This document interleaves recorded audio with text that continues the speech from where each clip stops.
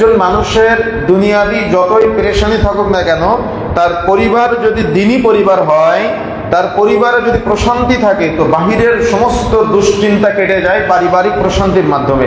আর এজন্যই পরিবারে আল্লাহ রাব্বুল আলামিন একটা মায়া তৈরি করে দিয়েছেন। স্বামী স্ত্রীর মনে করেন এক সপ্তাহ যাবৎ ঝগড়া হচ্ছে কোনো একটা বিষয় নিয়ে, হঠাৎ করে কোনো এক কারণে কি এক মায়া পিছনের সব এক সপ্তাহ যাবৎ যত বিদ্বেষ সব ভুলায় একটা মনোমালিন্য যেটা ছিল সেটা দূর করে দিয়ে একটা অত্যন্ত চমৎকার মায়ায় পরিণত করে দেয়। এই মায়াটার উপরে পৃথিবী চলে। এটা হলো আল্লাহ সুবহানাহু ওয়া তাআলার আমাদের উপরে একটা রহমত যে এই মায়াটা মানুষের আছে। এই মায়াটা না থাকলে বাবা তার সন্তানকে ভালোবাসতে পারতো না। এই মায়াটা না থাকলে স্বামী স্ত্রীকে, স্ত্রী স্বামীকে ভালোবাসতে পারতো না। এই মায়াটা না থাকলে সন্তান তার অভিভাবকদের, বাবা মাকে ভালোবাসতে পারতো না। এই মায়াটাই সব জড়িয়ে রেখেছে।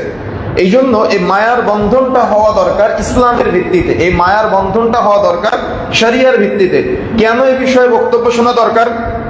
প্রশ্ন আসতেই পারে যে আমরা কেন এই বিষয়ে বক্তব্য শুনবো। দেখেন, আল্লাহ নবীর একটা স্পষ্ট হাদিস, স্বামী যদি স্ত্রীর জান্নাতের সার্টিফিকেট দেয়, স্ত্রী জান্নাতে যাবে। আর স্ত্রী যদি স্বামীর জান্নাতের সার্টিফিকেট দেয়, তাহলে স্বামী জান্নাতে যাবে। কি বুঝলেন? বিষয়টা কি বুঝতে পেরেছেন? স্পষ্ট সহিহ হাদিস, স্বামী যদি স্ত্রীর জান্নাতের সার্টিফিকেট দেয় তাহলে স্ত্রী জান্নাতে যাবে। আর স্ত্রী যদি স্বামীর জান্নাতের সার্টিফিকেট দেয় তাহলে স্বামী জান্নাতে যাবে। এখন আপনি স্বামী হিসেবে ভাবতেছেন যে আমার স্ত্রীর কাছে তো আমার জান্নাতের সার্টিফিকেট নেওয়ার কিছুই নাই। আপনি আপনার দুনিয়াবি চিন্তা চেতনা নিয়ে মত্ত আছেন। এখন হঠাৎ করে একদিন আপনার মৃত্যু হয়ে গেল, গ্রামের লোকজন, রাস্তার লোকজন সবাই মিলে আপনার স্ত্রীকে গিয়ে ধরলো যে তোমার স্বামীটা তো মারা গেল, তুমি তোমার স্ত্রী হিসেবে তোমার স্বামীকে তুমি একটু জান্নাতের সার্টিফিকেটটা দিয়ে দাও। এখন সব মানুষের সামনে আপনার স্ত্রী বললো যে আমি আমার স্বামীকে জান্নাতের সার্টিফিকেট দিয়ে দিলাম। এখন আপনার স্ত্রী সব মানুষের সামনে আপনার জান্নাতের সার্টিফিকেট দেওয়ার পরে যখন সে বাড়িতে যাচ্ছে, যাওয়ার পরে বালিশে মাথা দিয়ে চিন্তা করতেছে আমি যে আমার স্বামীকে জান্নাতের সার্টিফিকেট দিলাম, সে বেচারা তো হালাল ইনকাম করতো না, সে কি জান্নাতে যাবে? এখন বলেন, জান্নাতের সার্টিফিকেট কি হলো? আপনার স্ত্রী বাড়িতে গিয়ে বালিশে মাথা দিয়ে চিন্তা করতেছে আমি যে আমার স্বামীর জান্নাতের সার্টিফিকেট দিলাম, সে তো সালাত আদায় করতো না, সে তো ইবাদত বন্দেগী করতো না, সে তো আল্লাহকে চিনতো না, সে তো সবসময় নাটক সিনেমা গান বাজনা হারাম নিয়ে মত্ত ছিল, সে কি জান্নাতে যাবে? যদি আপনার স্ত্রী এই সার্টিফিকেট দেয় তাহলে আসলে কি জান্নাতের সার্টিফিকেট হলো? কি চিন্তার বিষয় না বিষয়টা? এই জন্য অত্যন্ত সূক্ষ্ম বিষয়। আপনার স্ত্রী যদি আপনার জান্নাতের সার্টিফিকেট দেয়, আপনি জান্নাতে যেতে পারবেন। ওই জান্নাতের সার্টিফিকেটটা মৌখিক স্বীকৃতি না, এটা হলো অন্তরের বিষয়। অন্তর থেকে আপনাকে মায়া, মমতা, স্নেহ, ভালোবাসার জায়গা থেকে যদি আপনার জান্নাতের সার্টিফিকেট দেয় এবং সেটা হৃদয় থেকে বের হয়, তাহলে ওটা হবে প্রপার জান্নাতের সার্টিফিকেট। এজন্যই তো আমার আপনার ভিতরের খবর বাহিরের মানুষ যতই ফেরেশতা মনে করুক না কেন, ভিতরের খবর কিন্তু পরিবারের সদস্য যার সাথে জীবন কাটানো হয় সেই সব থেকে ভালো জানে। তো তার কাছে ভালো হতে পারলেই আল্লাহর নবী বলছেন তোমাদের মধ্যে সেই ব্যক্তি উত্তম, তিরমিজির হাদিস 3895 নম্বর হাদিস, তোমাদের মধ্যে সেই ব্যক্তি সর্বোত্তম যে তার পরিবারের নিকট সর্বোত্তম। আমি মুহাম্মদ আমার স্ত্রীদের কাছে সর্বোত্তম। সুবহানাল্লাহ। এটা হলো রাসূলুল্লাহ সাল্লাল্লাহু আলাইহি ওয়াসাল্লামের আমল। এটা রাসূলুল্লাহ সাল্লাল্লাহু আলাইহি ওয়াসাল্লামের নির্দেশ সূচক আমল যে তোমরা তোমাদের স্ত্রীদের কাছে সর্বোত্তম হওয়ার চেষ্টা করো, রাস্তার মানুষের কাছে না। সমাজের মানুষ এমনিতে আপনাকে ভালোবাসবে, সমাজের মানুষ এমনিতে আপনাকে মূল্যায়ন করবে, এমনিতে আপনাকে সম্মান শ্রদ্ধা সবকিছু করবে, কিন্তু আপনার স্ত্রী যদি দেখে যে আপনি হারাম ইনকাম করেন, সে আপনাকে মূল্যায়ন করবে না। আপনার স্ত্রী যদি দেখে আপনি সিনেমা দেখেন, সে আপনাকে মূল্যায়ন করবে না। আপনার স্ত্রী যদি দেখেন আপনি সালাত আদায় করেন না, সে আপনাকে মূল্যায়ন করবে না। আপনার স্ত্রী যদি দেখে যে আপনি পাপী, অর্থাৎ আপনার কোনো খুঁত আছে, আপনার স্ত্রী আপনাকে মূল্যায়ন করবে না। এটাই স্বাভাবিক। একদিন আল্লাহর নবী রাস্তা দিয়ে যাচ্ছেন, মসজিদে নববী থেকে বের হয়ে সন্ধ্যার পরে, সাথে আল্লাহর নবীর স্ত্রী সাফিয়া, সহিহ বর্ণনা। তো যাওয়ার পথে দুইজন যুবককে বসে থাকতে দেখলেন। তো তাদেরকে দেখে আল্লাহর নবী যখন হেঁটে চলে যাচ্ছে, যাওয়ার সময় আল্লাহ রাসূল খেয়াল করে যে তারাও আল্লাহর নবী এবং আল্লাহর নবীর স্ত্রীর দিকে তাকিয়ে আছে। তখন আল্লাহ রাসূল আবার ঘুরে তাদের কাছে চলে গেলেন, গিয়ে ওই দুই ব্যক্তিকে বলছে শোনো, এটা কিন্তু আমার স্ত্রী সাফিয়া। আচ্ছা, কেন আল্লাহর নবী কথা বললেন? আল্লাহ রাসূল কেন কথা বললেন? যখন আল্লাহ নবী কথা বললেন তখন তারা বললেন যে আল্লাহ রাসূল আমরা তো আপনাকে নিয়ে সন্দেহ করতে পারি না। তখন আল্লাহ রাসূল বললেন যে না, সন্দেহ যে কোনো সময় যে কারোর উপরে আসতে পারে, যেহেতু শয়তান আমাদের সেরা উপসেরায় প্রবেশ করে, এজন্য তোমাদের মনে হয়তো অন্য চিন্তা ঢুকিয়ে দিতে পারে, এই জন্য আমি ক্লিয়ার করে দিয়ে গেলাম যে এটা আমার স্ত্রী সাফিয়া। এটা হলো একজন আদর্শ পুরুষের বৈশিষ্ট্য হওয়া দরকার, যেটা আল্লাহর নবী থেকে শিক্ষা নিতে হবে। তার মানে প্রত্যেকটা ক্ষেত্রে একজন ব্যক্তি যে আপনাকে আমাকে নিয়ে সন্দেহ করবে, ওই সন্দেহের জায়গাটা বন্ধ করে দিতে হবে। তার মানে সন্দেহের স্থান যেন তৈরি না হয়। তার মানে ওই অপবাদ বা যে কাজ আপনি করতেছেন সেটা বলা তো বহু দূরের কথা, যদি কেউ সন্দেহ করতে না পারে ওই অপশনটা বন্ধ করে দিতে হবে। এটা হলো আল্লাহর নবীর শিক্ষা। এটা হলো পারিবারিক প্রশান্তি বৃদ্ধির অন্যতম একটা উপায়। এই জন্য আল্লাহ নবী বলছেন যে আমি আমার স্ত্রীদের কাছে সর্বোত্তম, উম্মতে মুহাম্মাদী হিসেবে তোমাদের দায়িত্ব হলো তোমাদের স্ত্রীদের কাছে নিজেকে সর্বোত্তম পরিচয় দেওয়া। যদি তোমাদের স্ত্রীরা তোমাদের জান্নাতের জন্য সুপারিশ করে, সার্টিফিকেট দেয়, তাহলে আল্লাহ সুবহানাহু ওয়া তাআলা তোমাদের জান্নাত দিবে। সুবহানাল্লাহ। এই জন্য বিষয়টা অত্যন্ত আমাদের কাছে গুরুত্বপূর্ণ মনে করতে হবে। আমাদের পারিবারিক প্রশান্তি বৃদ্ধি করার জন্য এমন কোনো দিন নাই তালাকের মাসালার জন্য ফোন আসে না। কেন এত তালাক, কেন এত বিশৃঙ্খলা, কেন এত সামাজিক পারিবারিক অশান্তি? কারণ একটাই, পরিবারের দিন নাই। সেজন্য বিবাহের সময়তেই আমাদের কাছে অনেকে অভিযোগ করেন যে আমি তো প্রেম করে বিবাহ করেছিলাম, এখন আমার মেয়েটা আরেকটা ছেলের সাথে প্রেম করে বিবাহ করেছে, আমি কিছুই বলতে পারি না। তো এটা স্বাভাবিক নয় কি? মানে আপনি যে অপরাধটা করেছেন, আপনার সন্তান একই অপরাধ করবে, আপনি কিছুই বলতে পারবেন না। কেন? আপনি ওই অপরাধের অপরাধী আগেই। এই জন্য আমাদের শুরু থেকে সতর্ক থাকতে হবে। যুবক ভাইয়েরা, পরিবার নিয়ে পরিকল্পনা করতে হবে। ইসলামী শরিয়া কিভাবে আপনার পরিবারের মাধ্যমে আপনি বাস্তবায়ন করবেন। কেন? বিবাহের আগে একা ছিলেন, বিবাহের পরে একজন স্ত্রীর দায়িত্ব আপনি নিজে গ্রহণ করেছেন, মোহর দিয়ে গ্রহণ করেছেন, তারপরে সন্তান হয়েছে, তার দায়িত্ব আপনি নিয়েছেন। কিয়ামতের মাঠে তাদের জবাব আপনার দেওয়া লাগবে। এই জন্য আপনাকে চিন্তা করতে হবে। কেন আপনি চিন্তা করবেন না? না হলে কিয়ামতের মাঠে তারা যদি আপনার বিরুদ্ধাচরণ করে, তাহলে আপনি জান্নাতে কিভাবে যাবেন? তারা যদি আপনার বিরুদ্ধে যায়, তাহলে জান্নাতে যাওয়া কি সহজ হবে? সহজ হবে না। জান্নাতে যাওয়া তো অত্যন্ত কঠিন হয়ে যাবে। এই জন্য রাসূলুল্লাহ সাল্লাল্লাহু আলাইহি ওয়াসাল্লাম বলছেন, কোন মুমিন পুরুষ যেন কোন মুমিন স্ত্রী অর্থাৎ তার স্ত্রীকে ঘৃণা না করে। কেন? মুসলমানদের উচিত তাদের স্ত্রীদেরকে অত্যন্ত মায়া, মমতা এবং ভালোবাসা দেওয়া। এটা হলো রাসূলুল্লাহ সাল্লাল্লাহু আলাইহি ওয়াসাল্লামের নির্দেশ। সহিহ মুসলিম 1469 নম্বর হাদিস। এই গুণগুলো আমাদের পরিবারকে শান্তিময় করে দিবে এবং আমাদের পরিবারকে জান্নাতে পরিণত করে দিবে এবং আমাদের পরিবার সহ জান্নাতে যাওয়ার একটা পথ, পন্থা এবং পদ্ধতি হবে। কেন? এই যে আল্লাহ বলেছেন, ইয়া আইয়ুহাল্লাযীনা আমানু কু আনফুসাকুম ওয়া আহলিকুম নারা, হে ঈমানদাররা, তোমরা নিজেরা জাহান্নামের আগুন থেকে বাঁচো, তোমাদের পরিবারদেরকে সাথে নিয়ে বাঁচো। পরিবারদেরকেও জাহান্নামের আগুন থেকে বাঁচাও, তাদেরকে বাঁচাতে হবে। এটা আল্লাহর নির্দেশ। কেন আমরা এই নির্দেশ অমান্য করলাম? একটি সুন্দর এবং শান্তিময় পরিবার গঠন করার জন্য আমাদেরকে রাসূলুল্লাহ সাল্লাল্লাহু আলাইহি ওয়াসাল্লামের নির্দেশ ফলো করতে হবে। রাসূলুল্লাহ সাল্লাল্লাহু আলাইহি ওয়াসাল্লামের আমলগুলো আমাদের নিজেদের পরিবারে বাস্তবায়ন করার জন্য আপ্রাণ চেষ্টা করতে হবে, যদি আমরা পরিবার সুখের করতে চাই। গায়রত বলে ইসলামী শরীয়তের একটা পরিভাষা আছে, যেটার বাংলা অর্থ হলো ব্যক্তিত্ব। যদি কোনো পুরুষ মানুষ তার স্ত্রীর কাছে ব্যক্তিত্ব হারায়, তাহলে তার ওই পরিবারে কোনো দাম থাকে না। এই জন্য ব্যক্তিত্ব দিয়ে আপনার পরিবারকে ধরে রাখার চেষ্টা করতে হবে। যদি ব্যক্তিত্ব হারিয়ে যায়, তাহলে আপনি আপনার পরিবারকে জান্নাতি পরিবার হিসেবে করতে পারবেন না। পরিবারটা বিশৃঙ্খলাময় হয়ে যাবে, সন্তানরা কথা শুনবে না, বাবা হিসেবে দেখবে অপরাধী, মা হিসেবে দেখবে অপরাধী, তখন অভিভাবকদের আর মূল্যায়ন করবে না। এই জন্য আমাদের সতর্ক হতে হবে, সাবধানতা অবলম্বন করতে হবে লজ্জাশীলতার মাধ্যমে। ওলামায়ে কেরাম প্রথম যে পয়েন্ট বলেছেন সেটা হলো, যদি ঘরকে জান্নাতি বানাতে চাও, তাহলে পরিবারকে লজ্জাশীল বানাও। কেন? আল্লাহর নবীর ছোট্ট একটা হাদিস, আল হায়াউ লা ইয়াতি ইল্লা বিখাইর, যেখানে লজ্জা আছে সেখানে কল্যাণ আছে, যেখানে লজ্জা নাই সেখানে কল্যাণ নাই। লজ্জাশীলতা কল্যাণ ছাড়া কিছুই অনয়ন করে না। তার মানে লজ্জা যে পরিবারে আছে সেই পরিবারে কল্যাণ আছে। আপনার সন্তান অপরাধ কিভাবে করবে আপনার সামনে, সে তো লজ্জা পাবে, সে তো শরম পাবে। তার মানে ওই যে, যদি হাদিসের তিনটা ব্যাখ্যা ওলামায়ে কেরাম করেছেন, এক, নিজেকে নিজে লজ্জা পাওয়া, যে আমি অমুক, আমি কি এই পাপ করতে পারি। 2 নম্বরে, আমি কি আমার বড়দের সামনে পাপ করতে পারি। আর 3 নম্বরে, আমার রক্ত আমাকে দেখছেন, আমি কি তার সামনে পাপ করতে পারি। এর মাঝেও এবং নবী রাহিমাহুল্লাহ আর একটা পয়েন্ট যুক্ত করে তিনি বলেছেন যে এই পরিবারের পরিবর্তন তখনই আসবে, লজ্জাশীলতা তখনই বৃদ্ধি পাবে, যখন বড়রা ছোটদের লজ্জা পাবে। যদি বড়রা ছোটদের লজ্জা না পায়, তাহলে হাদিসের ব্যাখ্যায় বলা হচ্ছে, বড়রা ছোটদের লজ্জা না পেলে ওই পরিবার কখনো লজ্জাশীল হবে না। মানে বড়দের আগে ছোটদের লজ্জা করতে হবে, তার মানে ছোটদের সামনে পাপ করা থেকে বিরত থাকতে হবে, ছোটদের সামনে ভুল করা থেকে বিরত থাকতে হবে।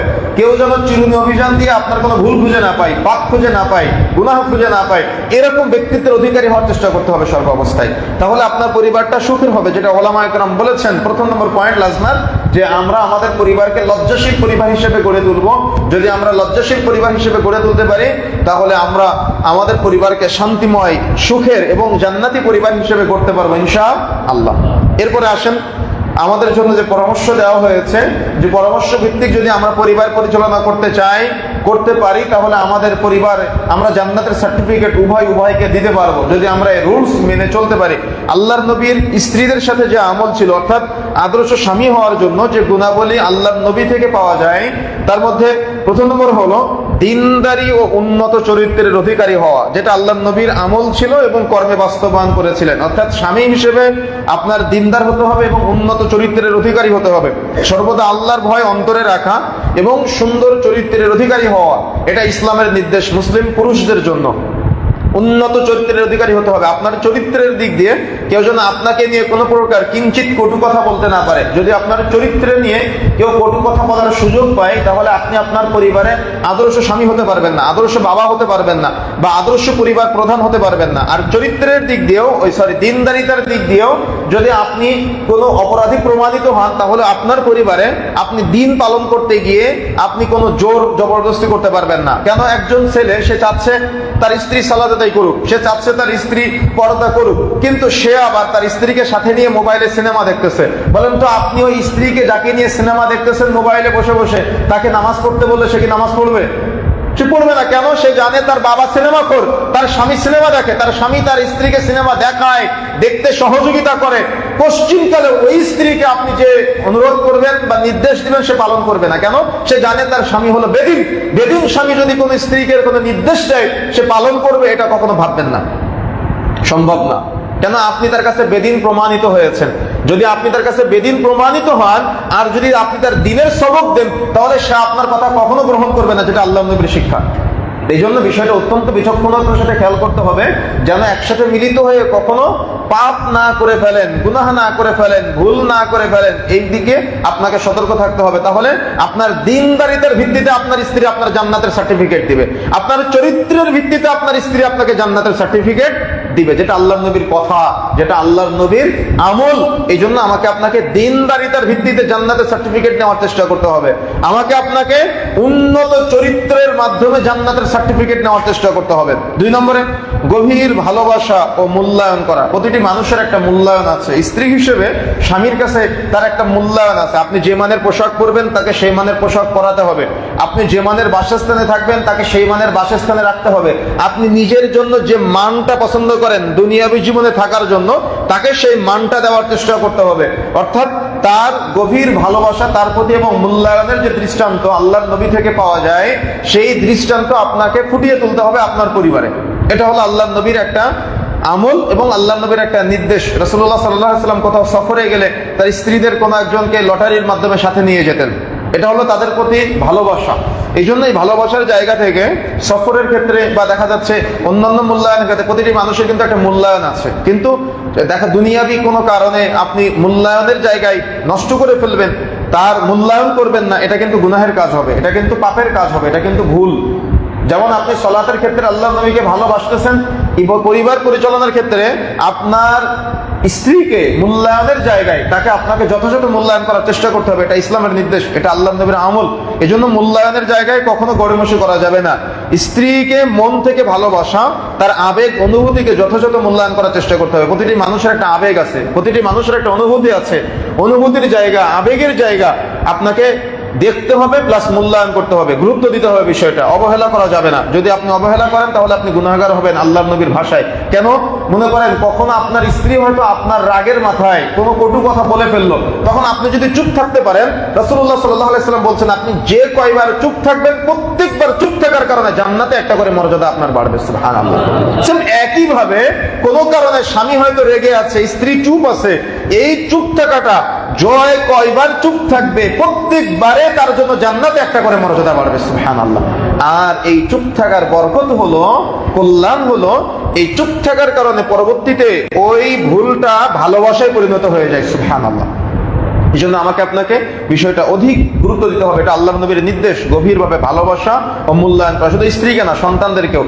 একদা রাসূলুল্লাহ সাল্লাল্লাহু আলাইহি ওয়াসাল্লাম এই সাহাবীদেরকে নিয়ে বসে আছে, কয়েকজন বেদুইন আসছে, এসে দেখে সাহাবায়ে কেরাম তাদের সন্তানদেরকে অত্যন্ত চুম্বন করতেছে, আদর করতেছে। তখন ওরা দেখে বলতেছে যে তোমরা তোমাদের বাচ্চাদেরকে এত চুম্বন করো, আমরা তো কখনো বাচ্চাদেরকে চুম্বন করি না। তখন রাসূলুল্লাহ সাল্লাল্লাহু আলাইহি ওয়াসাল্লাম রাগান্বিত হয়ে বললেন যে আল্লাহ যদি তোমাদের উপর থেকে দয়া মায়া উঠিয়ে নেয় তা আমি কি করতে পারি? তার মানে আল্লাহ রাসূল বললেন যারা সন্তানদেরকে আদর করে না তারা দয়া মায়াহীন, অর্থাৎ সন্তানদেরকে আদর, মায়া, মমতা, ভালোবাসা, গায়রত দিয়ে বড় করে তোলার চেষ্টা করতে হবে। এটা হলো ভালোবাসা এবং মূল্যায়নের জায়গা থেকে আপনাকে চেষ্টা করতে হবে। এরপরে আসেন, ব্যক্তিত্ব ও আত্মবিশ্বাসী হতে হবে। একজন আদর্শ স্বামী হিসেবে কঠিন ব্যক্তিত্বের অধিকারী হতে হবে এবং আত্মবিশ্বাসী হতে হবে যদি আপনি আপনার কথাকে পরিবারে মূল্যায়ন করাতে চান। তার একটা ফর্মুলা হলো আকর্ষণীয় ব্যক্তিত্বের অধিকারী হওয়া এবং যে কোনো পরিস্থিতিতে সঠিক সিদ্ধান্ত নেওয়ার যোগ্যতা রাখা। যদি আপনার ব্যক্তিত্ব না থাকে আপনি সিদ্ধান্ত নিতে পারবেন না। কোন এক জায়গায় বিয়ে হচ্ছে, আপনি বসে আছেন, আপনার সামনে রং ঢেলে দিবে, কিছুই বলতে পারবেন না। আপনি বসে আছেন, আপনার সামনে বক্স বাজায় গান বাজাবে, কিছুই বলতে পারবেন না, কারণ আপনার তো ব্যক্তিত্বই নাই। যদি ব্যক্তিত্ব থাকতো, যেখানে আপনি বসে আছেন সেখানে গান বাজতে পারে না। যদি আপনার ব্যক্তিত্ব থাকতো, যেখানে আপনি বসে আছেন সেখানে আপনার সামনে আপনার পরিবারের ছোট থেকে বড় নিম্নমানের কোনো সদস্য সিগারেট টান দিয়ে ধোয়া ছেড়ে দিতে পারে না। আপনার নিজেরই ব্যক্তিত্ব নেই, এজন্য স্বামীও সিগারেট খায়, স্ত্রীও সিগারেট, ওই স্ত্রীও সিগারেট খায়, সন্তানও খায়, পরিবারের সবাই বসে বসে খায়। বহু আছে এরকম ঢাকা শহরে, নাম মুসলমান, নাম কিন্তু অত্যন্ত সুন্দর সুন্দর নাম, একেবারে পাক্কা মুমিন, আপনি দেখলে বুঝতে পারবেন না, কিন্তু পরিবারের সবাই একসাথে বসে জেনায় লিপ্ত হয়, সিনেমা দেখে, বাবা বসে থাকে, নাতিও বসে থাকে, নানাও বসে থাকে, শাশুড়িও বসে থাকে, বৌমা বসে থাকে, সবাই একসাথে বসে বসে সিনেমা দেখে। আল্লাহ রাসূল বলেছেন না, কিয়ামতের আগে জেনা ব্যভিচার বেড়ে যাবে। কি জেনা ব্যভিচার মানে কি? শুধু শারীরিক জেনা না, চোখের জেনা হতে পারে, অন্তরের জেনা হতে পারে। এই সার্বিক পরিস্থিতিতে পাপাচার বৃদ্ধিপ্রাপ্ত হতে সমাজ, এটা হলো কিয়ামতের একটা আলামত। এজন্য আল্লাহ রাসূল সাল্লাল্লাহু আলাইহি ওয়াসাল্লাম বলছেন ব্যক্তিত্বের অধিকারী হতে হবে, আত্মবিশ্বাসী হতে হবে। যদি আপনি আপনার পরিবারে ব্যক্তিত্ব ফুটিয়ে তুলতে না পারেন তাহলে আপনার পরিবার কখনো আপনাকে মূল্যায়ন করবে না। কেন? জানে ও হলো অপরাধী, ও হলো গুনাহগার, ও হলো পাপী, কোশ্চেন আপনাকে মূল্যায়ন করবে না। এজন্য আদর্শ স্বামীর গুণাবলী হলো কঠিন ব্যক্তিত্বের অধিকারী হওয়া। আপনার ব্যক্তিত্বে যেন কোনো প্রকার ঘাটতি না থাকে। আপনার এমন ব্যক্তিত্বের অধিকারী হতে হবে হালাল ইনকামের ক্ষেত্রে, পরিবার পরিচালনার ক্ষেত্রে, যেন কেউ আপনার কথা, আপনার সামনে পাপাচার, গুনাহ করতে না পারে। মানে আপনার এমন ব্যক্তিত্বের অধিকারী হতে হবে যে আপনি যেখানে উপস্থিত আছেন সেখানে কেউ নামাজ না পড়ে বসে থাকতে পারবে না।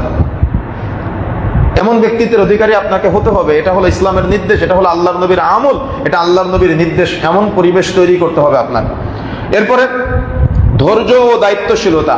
দায়িত্বের ক্ষেত্রে, ধৈর্যের ক্ষেত্রে আপনাকে সর্বোত্তম ধৈর্যের পরিচয় দিতে হবে এবং দায়িত্বশীলতার পরিচয় দিতে হবে। প্রতিকূলতায় ধৈর্য ধারণ করতে হবে। সংসারের যাবতীয় দায়িত্ব পালনে আন্তরিক হওয়ার চেষ্টা করতে হবে। দুইটা বিবাহ করেছেন, করেন, ইসলামের অনুমতি আছে, সমস্যা নেই, কিন্তু একজন স্ত্রীকে এক জায়গায় রেখেছেন আর একজন স্ত্রীকে জিন্দিগি তো দেখেন না, এটা দায়িত্ব পালন না। একজন স্ত্রী সন্তানদেরকে দেখেন আর একজন স্ত্রী সন্তানদেরকে দেখেন না, ওরা উভয়ই আপনারই সন্তান, তারা সবাই আপন ভাই। আপনি মূল্যায়ন না করলে কিয়ামতের মাঠে আপনার জবাব দেওয়া লাগবে। জমি জায়গায় ফাঁকি দিবেন, কিয়ামতের মাঠে জবাব দেওয়া লাগবে। এই জন্য দায়িত্বশীলতার ক্ষেত্রে কঠিন দায়িত্বশীল হওয়ার চেষ্টা করতে হবে, যেন আপনার দায়িত্বের জায়গায় কোনো ঘাবলা না থাকে। যদি একজন স্ত্রীকে ভালো দেখেন আর একজন স্ত্রীকে কম দেখেন, কিয়ামতের মাঠে ঠিকই দাঁড়াবেন, কিন্তু একটা কাজ, আল্লাহর নবীর ভাষা হলো যে মাটির সাথে শেষরাতে যাবে, ঘষতে যাবে। কিয়ামতের মাঠে সবাই দেখে বুঝতে পারবে যে ও মানুষকে ঠকিয়েছে। ও দুইটা স্ত্রী ছিল কিন্তু ও একটাকে মূল্যায়ন করেছে আর একটাকে মূল্যায়ন করে নাই, এই জন্য তার ঘাড়টা মাটির সাথে মিশতে যাচ্ছে। এই জন্য সতর্ক হতে হবে, সাবধান হতে হবে। দায়িত্বের জায়গা থেকে কোনো প্রকার দায়িত্ব অবহেলা করা যাবে না। দায়িত্বের জায়গা থেকে যদি আপনি দায়িত্ব অবহেলা করেন তাহলে কিয়ামতের মাঠে জবাব আপনাকেই দিতে হবে, আপনারই প্রশ্নের উত্তর দিতে হবে, আপনার হাসর নাসর হবে। এই জন্য সতর্ক থাকতে হবে আর উত্তম ধৈর্যশীল হতে হবে। যত ধৈর্য ধারণ করতে পারবেন তত জান্নাতে মর্যাদা বৃদ্ধি করতে পারবেন, যত ধৈর্য ধারণ করতে পারবেন তত জান্নাতে ঘর নির্মাণ করা হবে। আপনার স্ত্রী আপনাকে কোনো একটা কটু কথা বলে ফেললো, আপনার খুব মন চাচ্ছে কিছু একটা বলার জন্য, কিন্তু আপনি চুপ থাকলেন, হজম করে ফেললেন। এই সবর করা, এই ধৈর্য ধারণ করার কারণে আপনার জন্য জান্নাতে একটা প্রাসাদ নির্মাণ করা হবে। সুবহানাল্লাহ। এই জন্য স্যার একই আমল স্ত্রীর জন্য, স্বামী হয়তো রাগান্বিত হয়ে কোনো কথা বলতে পারে, কিন্তু পটপট মুখের উপরে জবাব না দিয়ে যদি সবর করতে পারে, ধৈর্য ধারণ করতে পারে, তাহলে ওই যে চমৎকার ভাবে সেও জান্নাতে প্রাসাদ নির্মাণ হবে তার জন্য এবং মর্যাদা বৃদ্ধি প্রাপ্ত করা হবে। আরেকটা বিষয় বলতে ভুলে গেছি, সেটা হলো ব্যক্তিত্বের জায়গা থেকে। ব্যক্তিত্বের জায়গায় এমন ব্যক্তিত্বের অধিকারী স্বামী বা স্ত্রীকে হতে হবে, পাপাচারের জায়গা তো খুঁজে পাওয়ার কোনো প্রশ্নই ওঠে না, বরং দুনিয়াবি জিন্দেগিতে যে অপরাধ প্রবণতার সাথে সমাজের মানুষ জড়িত, ওই অপরাধ প্রবণতার সাথে স্বামী স্ত্রী জড়ানো যাবে না। যেমন দেখা যাচ্ছে আপনি বৌমা হিসেবে আপনার শাশুড়ি মানে কি, সে আপনার অনেক আপন। আপনি স্বামী হিসেবে আপনার স্ত্রী মানে কি, সে আপনার একেবারে আপন, ডান হাত বাম হাতের মতো। এখন ডান হাত যদি বাম হাতকে নিয়ে বদনাম করে বেড়ায় পাড়ায়, রাস্তায়, গ্রামে, তাহলে মূল্য কুমলো কার? নিজের পরিবারের নাকি শুধু বাম হাতের? মূল্য কুমলো কার? পুরো পরিবারটার। তাহলে আপনি বৌমা হিসেবে আপনার শাশুড়িকে নিয়ে রাস্তাঘাটে বদনাম করতেছেন, মানে আপনি আপনার নিজের পরিবারের নিজের বদনাম করতেছেন। সেম একইভাবে আপনি শাশুড়ি হিসেবে আপনার বৌমার বদনাম করতেছেন, মানে কি আপনি আপনার পরিবারের বদনাম করতেছেন। এটা আপনাকে বুঝতে হবে। সেম একইভাবে আপনি স্বামী হিসেবে, কাপুরুষ স্বামী, পরিবার নিয়ন্ত্রণ করতে পারেন না। আপনার বউ কোনো অপরাধ করলে, স্ত্রী অপরাধ করলে সেটা পাড়ার মানুষকে বলে বেড়ান কেন? সেটা বন্ধুদের বলে বেড়ান কেন? এটা কি ব্যক্তিত্বের পরিচয়? এটা তো ব্যক্তিত্বের পরিচয় না, এটা কাপুরুষতার পরিচয়। এই জন্য আপনি আপনার স্ত্রীর বদনাম করলেন, মানে কার বদনাম করলেন? নিজের বদনাম করলেন, নিজের পরিবারের বদনাম করলেন। কেন? ডান হাত বাম হাতের ন্যায় স্ত্রী, স্বামী স্ত্রী, ডান হাত বাম হাত, এরকম এক পরিবারের ন্যায়, এক অন্তরের ন্যায়, এক দেহের ন্যায় বলা হয়েছে ইসলামে। আর সেখানে আপনি কিনা সোশ্যাল মিডিয়ায় স্ত্রীর অপরাধ বলে বেড়ান বা সোশ্যাল মিডিয়ায় স্বামীর অপরাধ বলে বেড়ান। দেখা যাচ্ছে বাড়িতে ফোন দিয়ে, বাবার বাড়িতে ফোন দিয়ে নিজের স্বামীর বদনাম বাবার বাড়িতে, ভাইয়ের কাছে, মায়ের কাছে, প্রতিবেশীর কাছে বলে বেড়ান। তাহলে আপনার স্বামীর বদনাম করলেন, মানে পক্ষান্তরে আপনি কার বদনাম করলেন? বরং যদি আপনি হজম করতে পারেন, ধৈর্যশীলতার সাথে পরিবার নিয়ন্ত্রণ করতে পারেন, আল্লাহ রাসূল বলছেন যে কয়টা ধৈর্য আপনি ধরবেন, যে কয়টা সবর আপনি করবেন, প্রত্যেকটা ধৈর্য আর প্রত্যেকটা সবরের বিনিময়ে কিয়ামতের মাঠে আল্লাহ আপনার একটা করে পাপ কিয়ামতের মাঠে আপনার গোপন করে দিবে। সুবহানাল্লাহ। তার মানে আপনি যত পাপ গোপন করতে পারবেন, কিয়ামতের মাঠে আল্লাহ আপনার তত পাপ গোপন করতে পারবে। আর এই ক্ষেত্রে যত উন্নত ধৈর্যের পরিচয় দিতে পারবেন, আল্লাহ রাসূল বলছেন কিয়ামতের মাঠে স্বয়ং আল্লাহ তাকে নিয়ে বলবে যে তুমি বান্দা হয়ে তোমার আমার বান্দার উপরে যদি এত দয়া করতে পারো, এত রহম করতে পারো, এত পাপ গোপন রাখতে পারো, তাহলে আমি রহমান হয়ে, আমি রহিম হয়ে, আমি কি তোমার পাপ গোপন করতে পারি না? যাও, তোমার সব পাপ গোপন করে তোমাকে জান্নাতে প্রবেশ করে দিলাম। সুবহানাল্লাহ। এই জন্য আমার পরিবারের, আপনার পরিবারের প্রশান্তির জন্য, আমাদের পরিবারের পারিবারিক প্রশান্তির জন্য আমাদের হজম করা শিখতে হবে, পাপ গোপন করা শিখতে হবে। তিনজন মহিলা একসাথে হলে স্বামীকে নিয়ে বলা, শাশুড়িকে নিয়ে বলা, প্রতিবেশীকে নিয়ে বলা, এই প্রবণতা বন্ধ করতে হবে। যত হজম করতে পারবেন, যত গোপন করতে পারবেন, প্রত্যেকটা হজমে, প্রত্যেকটা গোপনে আপনার কি আমাদের মাঠে পাপ গোপন হবে। কেন? এখানে কি ফেরেশতা আছি আমরা যে আমাদের কোনো গোপন পাপ নাই? আছে না? তো সেগুলো কি আমাদের মাঠে বিচার হোক, আমরা কি চাই? যদি আমরা না চাই তাহলে অন্যের পাপ গোপন করতে হবে। প্রতিবেশীরা পাপ গোপন করার আগে নিজের পরিবারের পাপ গোপন করতে হবে। স্বামী হয়ে স্ত্রীর পাপ গোপন করতে হবে, মানুষকে বলে বেড়ানোর জন্য না। আপনার স্ত্রীর ভুল মানুষকে বললেন, মানে আপনি আপনার নিজের বদনাম করলেন। আর আপনি স্ত্রী হয়ে স্বামীর ভুলটা পাড়ায় পাড়ায়, মোবাইলে মোবাইলে, সোশ্যাল মিডিয়ায়, মেসেঞ্জারে, হোয়াটসঅ্যাপে বলে বেড়ালেন, মানে আপনি কার অপমানিত করলেন? নিজের অপমানিত করলেন। কেন? সে তো আপনার স্বামী, দুদিন পরে আবার মিলে যাবেন। কিন্তু পক্ষান্তরে শয়তানের প্ররোচনায় পুরো পরিবারটা একটা বিশৃঙ্খলাময় পরিবার হয়ে যায়, একজনের প্রতি আরেকজনের বিতৃষ্ণা চলে আসে, ভালোবাসা নষ্ট হয়ে যায়, মায়া মমতা মহব্বত নষ্ট হয়ে যায়। এই জন্য আমাদের বিষয়গুলোকে গুরুত্ব দিতে হবে। এরপরে 5 নম্বর পয়েন্ট, কাজে সহায়তা করা ও প্রশংসা করা। এটা আল্লাহ নবীর একটা আমল। আল্লাহ নবীর স্ত্রীরা ঘরের কোনো কাজ যখন করতেন, তখন স্বামী হিসেবে তার যথাযথ সহযোগিতা করতেন এবং কাজের প্রশংসা করতেন। একটু তরকারিতে লবণ কম হয়ে গেলে হুট করে রেগে গিয়ে, অনেকে আছে এরকম, তালাক দিয়ে দেন দীর্ঘদিন জগৎ। এমন কিছু রাগী মানুষ আছে, খুব খারাপ ব্যবহার করে ফেলে, রূঢ় আচরণ করে ফেলে। এটা ইসলামের শরিয়া বহির্ভূত কাজ, এটা আল্লাহ নবীর শিক্ষা না, এটা আল্লাহ নবীর আমল না। এই জন্য কাজের সহযোগিতা যতটুকু সম্ভব, সন্তান হয়েছে স্ত্রীকে কাজে সহযোগিতা করার চেষ্টা করতে হবে। আল্লাহ নবী করতেন। কেন? আল্লাহ নবী থেকে আপনি পাক্কা পরহেজগার হয়ে গেছেন নাকি? আল্লাহ নবীর থেকে আপনি বেশি ইসলামিস্ট হয়ে গেছেন নাকি? এই জন্য সতর্ক থাকতে হবে। স্বামী হিসেবে আপনার স্ত্রীকে মূল্যায়ন করা, তার কাজে সহযোগিতা করা, এটা আল্লাহ নবীর নির্দেশ, এটা আল্লাহ নবীর আমল। কেন আপনি আমলটা থেকে নিজেকে বঞ্চিত রাখবেন? এটা আল্লাহ রাসূল সাল্লাল্লাহু আলাইহি ওয়াসাল্লাম কি বলছেন জানেন? আল্লাহ হাসে। কখন হাসে? আপনি কি চান আপনার কোনো আচরণে আল্লাহ হাসুক? আপনি কি এটা চান? যদি আপনি চান তাহলে আল্লাহ নবীর আমলটা অ্যাপ্লাই করতে পারেন। আল্লাহ রাসূল বলছেন, মুস্তাদরাক আল হাকিম এবং নাসিরুদ্দিন আলবানী রাহিমাহুল্লাহ হাদিসটাকে সহিহ বলেছেন। আল্লাহ রাসূল বলছেন, আল্লাহ তখনই হাসে যখন স্বামী স্ত্রী প্রশান্তিতে হাসি দেয়। তার মানে যখন স্বামী আর স্ত্রী হাসে, তখন তাদের হাসি দেখে স্বয়ং আল্লাহ সুবহানাহু ওয়া তাআলা হাসে। তো আপনি যদি চান যে আপনার কারণে আল্লাহ কষ্ট পাক, তাহলে আপনার পরিবারে সবসময় আপনি অশান্তি বিরাজ করে রাখবেন। আর আপনি যদি চান যে আল্লাহ তো দেখে, আমরা জানি না আল্লাহ আমাদের দেখছেন, আপনি যদি চান যে আল্লাহ আপনার আচরণে হাসুক, প্রশান্তি আপনি নিজে পাবেন, প্লাস আপনি এটা ফিল করতে পারবেন যে আল্লাহ আপনার আচরণে হাসতেছে, তাহলে স্বামী স্ত্রী প্রশান্তির হাসির মধ্যে থাকতে হবে। এখন ওই হাসিটার জন্য কি করণীয় আছে সেটা দুজন মিলে সিদ্ধান্ত নিতে হবে, পরিবেশ তৈরি করতে হবে যে আমাদের আচরণে যেন আল্লাহ কখনো অসন্তুষ্ট না হয়, আমাদের আচরণে যেন শয়তান না হাসে। যদি স্বামী স্ত্রী রাগান্বিত হয় তাহলে হাসে কে? শয়তান। আর যদি স্বামী স্ত্রী খুশি হয় তাহলে হাসে কে? আল্লাহ। এখন আপনি আল্লাহকে হাসাবেন, আল্লাহকে সন্তুষ্ট করবেন, নাকি শয়তানকে হাসাবেন, শয়তানকে সন্তুষ্ট করবেন? এটা আপনার চিন্তা। মুমিন হিসেবে আপনার উপরে ছেড়ে দিলাম যে এটা আপনার চিন্তা, যে আপনি আল্লাহকে হাসাবেন, আপনি আল্লাহর হাসি দেখতে চান নাকি আপনি শয়তানের হাসি দেখতে চান। সিদ্ধান্ত আপনার, চিন্তা আপনার, ভাবনা আপনার, গবেষণা আপনার, ফিল আপনার। এজন্য এটা আল্লাহ প্রত্যেকের একটা ব্রেন দিয়েছেন, এই ব্রেন দিয়ে আপনি চিন্তা করবেন যে আপনার আচরণে আল্লাহ হাসুক। যদি আপনি চান তাহলে আপনি সেই কাজ করবেন, আর আপনি যদি চান যে আল্লাহ আপনার আচরণে আল্লাহ কষ্ট পাক, শয়তান হাসুক, তাহলে সে আচরণও আপনার মধ্যে বিরাজ করবে। এজন্য পারিবারিক অশান্তি, পারিবারিক প্রশান্তি, এই সব কিছু নির্ভর করে নিজেদের ব্যক্তিত্বের উপরে। এই জন্য আমাদের উন্নত চরিত্রের অধিকারী এবং পূর্ণাঙ্গ ব্যক্তিত্বের অধিকারী হওয়ার চেষ্টা করতে হবে। কাজের সহযোগিতা এবং প্রশংসা, এটা অত্যন্ত গুরুত্বপূর্ণ একটা রাসূলুল্লাহ সাল্লাল্লাহু আলাইহি ওয়াসাল্লামের আমল। এই আমলটা আমরা করার চেষ্টা করবো ইনশাআল্লাহ। এরপরে আসেন পরিচ্ছন্নতা ও পরিপাটি থাকা। এটা হলো আল্লাহর নবীর একটা আমল। স্ত্রীদের সামনে পরিপাটি থাকা, পরিচ্ছন্ন থাকা, এবং স্ত্রীরাও স্বামীর সামনে পরিচ্ছন্ন থাকা, পরিপাটি থাকা। কিন্তু আমাদের সমাজ পুরাটা উল্টা। যখন বাড়ির বাইরে যায় সুন্দরী করে সাজুগুজু করে বাড়ির বাইরে বিয়ে খেতে যায়, আর যখন স্বামীর সামনে থাকে তখন নোংরা কাপড়, ময়লা কাপড়, দুর্গন্ধযুক্ত কাপড় পরে থাকে। এই জন্য স্বামীর নজর চলে যায় বাহিরে, আবার স্ত্রীর নজরও বাইরে চলে যায়। পুরো সিস্টেমটা উল্টা। কিন্তু আপনি পরিবারে নোংরা, ময়লা, দুর্গন্ধযুক্ত কাপড় পরে থাকতে পারবেন না। এটা আল্লাহ নবীর শিক্ষা না। আপনাকে পরিবারে সবসময় চেষ্টা করতে হবে যে কিভাবে যতটুকু কাজের সময় তার বাহিরে আপনাকে চেষ্টা করতে হবে পরিপাটি হয়ে থাকার জন্য। স্ত্রী হিসেবে, আপনি স্বামী হিসেবে স্ত্রীর সামনে পরিপাটি হয়ে থাকা, এটা আল্লাহ নবীর আমল, এটা ইসলামী শরিয়ার একটা নিদর্শন। যখন থেকে আমাদের মুসলিমরা পারিবারিক পরিপাটি এবং পরিবারে যখন থেকে তারা এই পরিপাটি থাকা বন্ধ করে দিল, তখন থেকে পরিবারে অশান্তি শুরু হয়েছে, পরকীয়ার জন্ম হয়েছে। কেন?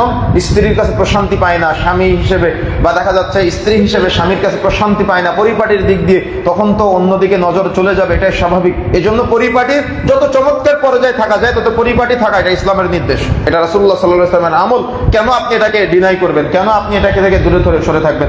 এই জন্য রাসূলুল্লাহ সাল্লাল্লাহু আলাইহি ওয়াসাল্লামের আমলটাকে আমাদের খেয়াল করতে হবে যে পরিচ্ছন্ন থাকা, পরিষ্কার পরিচ্ছন্ন থাকা এবং পরিপাটি থাকা, যতটুকু থাকা যায় ব্যক্তিগত পরিচ্ছন্নতা বজায় রাখা, এবং পোশাক মার্জিত হওয়া এবং পোশাকের ক্ষেত্রে যত্নবান হওয়া, এটা কিন্তু আল্লাহর নবীর নির্দেশে। এই আমলটা আমাদের বাস্তবায়ন করতে হবে ইনশাআল্লাহ। এরপরে অত্যন্ত গুরুত্বপূর্ণ একটা বিষয়, সেটা হলো নেশামুক্ত পরিবার সাজানো। অর্থাৎ যে পরিবারে কোনো নেশা থাকবে না, শুধুমাত্র সিগারেটের নেশা না, যাবতীয় নেশা আছে, সিনেমার নেশা আছে, গানের নেশা আছে, পার্টির নেশা আছে, কত চিন্তা আছে আমাদের সমাজে। এই জন্য নেশামুক্ত জীবনযাপন করা, এর মধ্যে ধূমপান যেটা আছে সেটা থেকে তো বিরত 100% থাকবে। একটা ইমানদার পরিবার যদি আপনি গড়তে চান, ইমান সম্পন্ন পরিবার যদি গড়তে চান, তাহলে নেশামুক্ত জীবনযাপন করতে হবে, নেশামুক্ত পরিবার থাকতে হবে। যে পরিবারে কোনো নেশাখোরের অবস্থান থাকে ওই পরিবারে কোনো প্রশান্তি না, ওটা ইমানদারের পরিবার না। কেন? আল্লাহ নবী বলেছেন লা ইয়াদখুলুল জান্নাতা মুদমিনুল খামর, যে ব্যক্তি নেশাজাতীয় দ্রব্য সেবন করবে সে জান্নাতে যাবে না। এটা আল্লাহ নবী বলেছেন। আল্লাহ রাসূল বলছেন সালাসাতুন কাদ হারামাল্লাহু আলাইহিমুল জান্নাহ, তিন শ্রেণীর ব্যক্তির উপরে জান্নাত হারাম, যারা জান্নাতে যাবে না। তার মধ্যে এক নম্বর হলো মুদমিনুল খামর, যারা মাদক দ্রব্য সেবন করে। আল্লাহ রাসূল বলছেন যে নেশাজাতীয় দ্রব্য সেবন করা এত জঘন্যতম পাপ, নিজের মা, খালা, ফুফুর সাথে জেনা করার সমতুল্য পাপ। আল্লাহ নবী বলছেন এটা এত জঘন্যতম পাপ, এই পাপের কারণে যদি কেউ প্রকাশ্যে পাপটা করে তাহলে তার জানাজার নামাজে কোনো ইমানদার ব্যক্তি অংশগ্রহণ করবে না। এটা এতটাই জঘন্যতম পাপ, যারা কবর পূজা করে, মাজার পূজা করে, মূর্তি পূজা করে, এদের থেকে জঘন্যতম পাপ হলো এটা। এই জন্য কোনো পরিবারে এই পাপ থাকতে পারে না। নেশামুক্ত জীবনযাপন করতে হবে। এরপরে উত্তম আচরণ ও নম্রতা, স্ত্রীর সাথে কথায় আচরণ উত্তম হওয়া, কঠোরতা ও কর্কশতা পরিহার করতে হবে। এটা হলো আল্লাহর নবীর নির্দেশ যে আপনি আপনার পরিবার পরিচালনার ক্ষেত্রে স্ত্রীর সাথে কথায় আচরণে নম্র হবেন এবং ব্যক্তিগত যত কঠোরতা আছে, কর্কশতা আছে, সেগুলো পরিহার করার চেষ্টা করতে হবে। তারপরে গোপনীয়তা রক্ষা করা, দাম্পত্য জীবনের একান্ত বিষয়, যেটা কিছুক্ষণ আগে বললাম যে স্বামী স্ত্রীর ব্যক্তিগত একান্ত যে বিষয়গুলো আছে বা দেখা যাচ্ছে ত্রুটি বিচ্যুতি আছে, সেগুলো গোপন করার জন্য আপ্রাণ চেষ্টা করতে হবে। দাম্পত্য জীবনের একান্ত বিষয় এবং স্ত্রীর ব্যক্তিগত ত্রুটি যেগুলো আছে, সেগুলো রাস্তার মানুষকে, অন্যান্য মানুষকে বলে বেড়ানো যাবে না। নিজেরা সমাধানের চেষ্টা করতে হবে প্রশান্তির মাধ্যমে, ওই যে আল্লাহকে হাসানোর মাধ্যমে চেষ্টা করতে হবে। তারপরে পরামর্শ ভিত্তিক সিদ্ধান্ত নেওয়া, পরিবারের যে কোনো গুরুত্বপূর্ণ কাজে স্ত্রীর সাথে পরামর্শ করা, এটা হলো স্বামীর গুরুত্বপূর্ণ একটা দায়িত্ব এবং পারিবারিক আস্থা বৃদ্ধির একটা কারণ। স্ত্রী যখন কোনো কাজ করবে তখন স্বামীর সাথে পরামর্শ করবে, স্বামী যখন কোনো কাজ করবে তখন স্ত্রীর সাথে পরামর্শ করবে। যদি আপনি পরামর্শ নিয়ে করেন তাহলে বড় বড় ভুল থেকে আপনি বিরত থাকতে পারবেন। কেন? এটা আল্লাহর নবীর একটা আমল এবং আল্লাহর নবীর একটা নির্দেশ, নিশ্চয়ই কোনো না কোনো কল্যাণ আছে। এজন্য যে কোনো আপনি কল্যাণকর কাজ করবেন তখন আপনি স্ত্রীর সাথে একটু পরামর্শ করে তাকে জানিয়ে করেন, দেখবেন একটা আপনার ভালো লাগা কাজ করবে এবং ওই কাজে আপনি অন্যতম একটা বরকত পাবেন। কেন? এটা আল্লাহর নবী বলেছেন, সেই জন্য। কিভাবে হবে আল্লাহ ভালো জানে, কিন্তু পরামর্শ ভিত্তিক পরিবার গঠন করা, পরামর্শ ভিত্তিক পরিবার পরিচালনা করা, এটা আল্লাহর নবীর আমল এবং এটা শয়তানি ওয়াসওয়াসা থেকে বিরত থাকার একটা বড় মাধ্যম। আমি হয়তো একটা চিন্তা করতেছি কিন্তু তার কাছে সেটা ভুল মনে হতে পারে, তো পরামর্শটা যদি আপনি গ্রহণ করেন, পরামর্শ যদি আপনি নেন, তাহলে হয়তো একটা ভুল থেকে আপনি বিরত থেকে যাবেন। একইভাবে আপনার স্ত্রী হয়তো একটা জিনিসকে ভালো মনে করতেছে, কিন্তু স্বামীর কাছে যদি পরামর্শ নেয় তাহলে ওই যে ভালো যেটা মনে করতেছে ওইটা হয়তো অকল্যাণকর মনে হতে পারে স্বামীর কাছে। এই জন্য পরামর্শ ভিত্তিক যদি আপনি পরিবার পরিচালনা করেন তাহলে নানাবিধ ভুল ভ্রান্তি পাপাচার থেকে বিরত থাকা যাবে ইনশাআল্লাহ।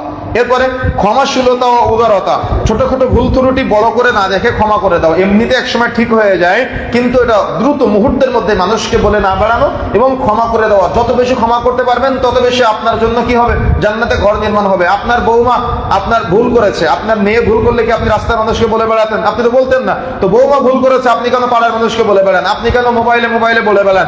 আপনার মেয়ে ভুল করলে তো আপনি বলতেন না, তার ভুলটা গোপন করতেন। তো নিজের মেয়ের ভুলটা যেমন গোপন করতেন, তেমন শাশুড়ি হিসেবে বৌমার ভুলটা গোপন করেন। আপনার মা যদি কোনো ভুল করতো, আপনি মেয়ে হিসেবে কি সেটা মানুষকে বলে বেড়াতে পারতেন? পারতেন না। আপনার শাশুড়ি হয়তো একটা ভুল করেছে, সেটাকে আপনি মানুষকে বলে বেড়াবেন? এটা আপনি বলে বেড়াতে পারেন না। নিজের জায়গা থেকে চেষ্টা করতে হবে যত গোপন রাখা যায়, যত নিয়ন্ত্রণে রাখা যায়। কেন? যত আপনি গোপন করতে পারবেন তত আল্লাহর কাছে আপনার মর্যাদা বৃদ্ধিপ্রাপ্ত হবে, পরিবারে প্রশান্তি বৃদ্ধিপ্রাপ্ত হবে ইনশাআল্লাহ।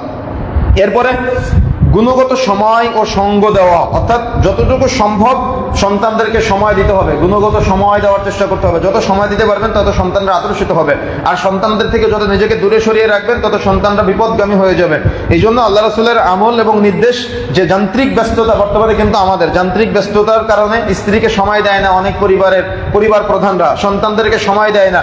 এই জন্য এটা কিন্তু ইসলামের রুলসের বাহিরে। আপনি স্ত্রীকে সময় না দিবেন, এটা রুলসের বাহিরে।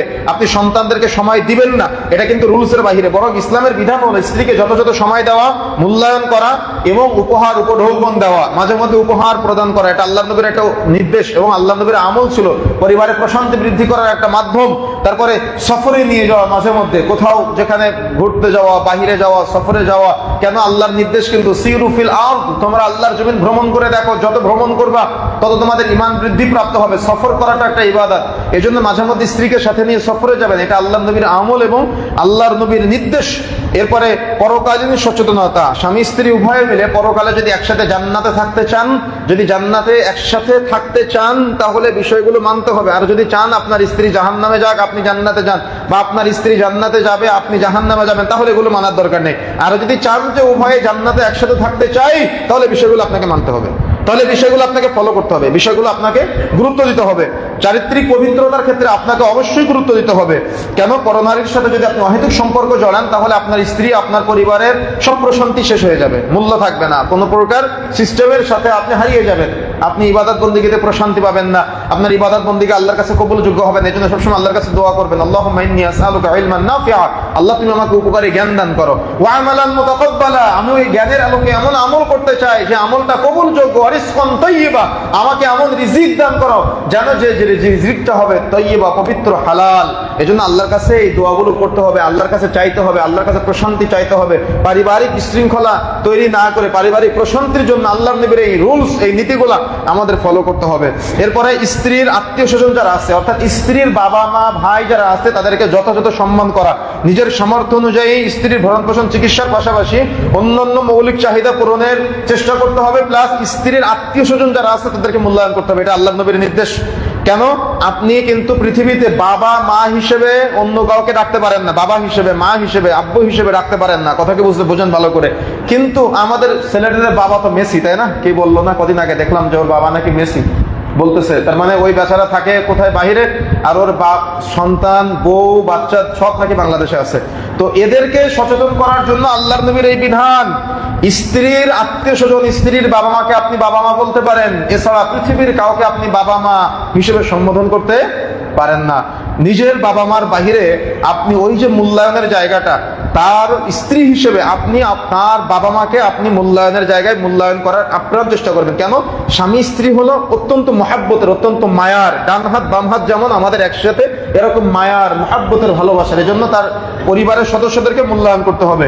অর্থনৈতিক ভারসাম্য ও কৃপণতা করা যাবে না। পরিবারে আপনি কৃপণতা করবেন না, অর্থনৈতিক ভারসাম্যটা বজায় রাখার চেষ্টা করবেন। স্ত্রী হিসেবে স্বামী যেটা নিয়ে আসবে সেটা একবারে শেষ করে ফেলবেন না, বরকতের জন্য কিছু গুছিয়ে রাখার চেষ্টা করবেন। পরিবারে ফকির আসতে পারে, মিসকিন আসতে পারে, অসহায় আসতে পারে, মেহমান আসতে পারে, একবারে শেষ করে ফেলবেন না, কিছুটা জমিয়ে রাখার চেষ্টা করবেন। তারপরে রাগ নিয়ন্ত্রণ করতে হবে, জিদ পরিহার করতে হবে পারিবারিক প্রশান্তির জন্য। ন্যায় পরায়ণতা, একাধিক স্ত্রীর ক্ষেত্রে যেটা বলেছিলাম, ন্যায় পরায়ণতা অবশ্যই মূল্যায়ন করতে হবে, না হলে কিয়ামতের মাঠে কঠিন জবাব দিতে হবে। স্ত্রীর শারীরিক ও মানসিক স্বাস্থ্যের প্রতি যত্নশীল হওয়া, এটা হলো আদর্শ স্বামীর অন্যতম একটা গুণাবলী। আল্লাহ সুবহানাহু ওয়া তাআলা আমাদেরকে যে কথাগুলো শ্রবণ করার তৌফিক দান করলেন, আমি সহ আমরা সবাই যেন আমলে বাস্তবায়ন করতে পারি, বলেন আমিন। আল্লাহ রাব্বুল আলামিনের এই নির্দেশ এবং রাসূলুল্লাহ সাল্লাল্লাহু আলাইহি ওয়াসাল্লামের আমল প্লাস নির্দেশ যেন আমরা ফলো করতে পারি আমাদের পারিবারিক প্রশান্তির জন্য, এটা কিন্তু অত্যন্ত গুরুত্বপূর্ণ একটা বিষয়। তাই আসুন কথাগুলো আমরা যথাযথভাবে পরিবারে আমরা অ্যাপ্লাই করি, তাহলে আমাদের পরিবার প্রশান্তির পরিবার হবে, জান্নাতি পরিবার হবে। স্বামী স্ত্রী একসাথে জান্নাতে থাকতে চাইলে এই আমলগুলো যথাযথভাবে করার চেষ্টা করতে হবে।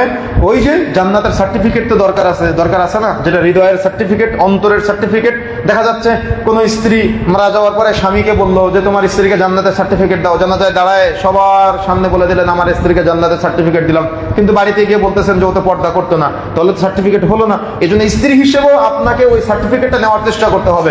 দেখা যাচ্ছে যে স্বামী সবার সামনে বললো স্ত্রীকে জান্নাতের সার্টিফিকেট দিলাম, কিন্তু বাড়িতে গিয়ে ভাবতেছে ও তো পর্দা করতো না, ও তো সালাত আদায় করতো না, ও তো স্বামীর আনুগত্য করতো না, সে কি জান্নাতে যাবে? এই কনফিউজটাই কিন্তু সার্টিফিকেট থেকে আপনাকে কি করলো? বিরত রেখে দিল। এই জন্য আমাকে আপনাকে আজকের চূড়ান্ত শিক্ষা যেটা খুতবা, সেটা আমাকে আপনাকে মূল্যায়ন করতে হবে। স্বামী হিসেবে স্ত্রীর কাছে কিভাবে জান্নাতের সার্টিফিকেট নেওয়া যায়, স্ত্রী হিসেবে স্বামীর কাছে কিভাবে জান্নাতের সার্টিফিকেট নেওয়া যায়। এই জন্য এটা জোর জবরদস্তি না, নিজের ব্যক্তিত্ব দিয়ে, নিজের ইমানদারিতা দিয়ে এটা ফুটিয়ে তোলার চেষ্টা করতে হবে। আল্লাহ সুবহানাহু ওয়া তাআলা আমাদের সবাইকে তৌফিক দান করুন। আল্লাহুম্মা আমিন।